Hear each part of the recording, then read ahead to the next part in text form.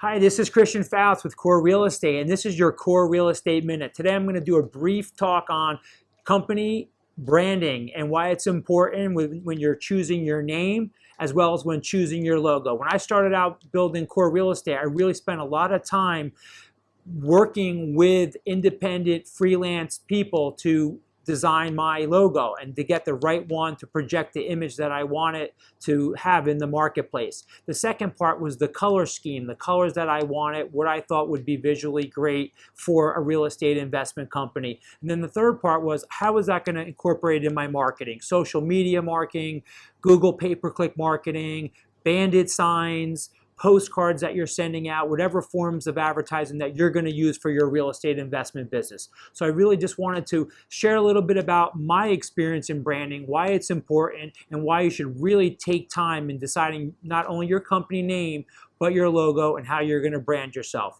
That's your Core Real Estate Minute. Thank you.